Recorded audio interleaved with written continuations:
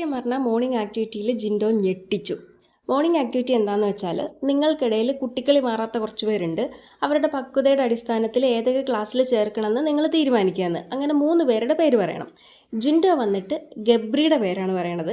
അതിൽ ജിൻഡോ പറയുന്നത് ഗബ്രി മാസ്റ്റർ ഡിഗ്രിയൊക്കെ കഴിഞ്ഞിട്ടുള്ള ആളാണ്, എല്ലാം നന്നായിട്ട് അറിയാം, നമ്മളെ എല്ലാ കാര്യങ്ങളും പറഞ്ഞ് നന്നായിട്ട് മനസ്സിലാക്കിച്ചൊക്കെ തരും.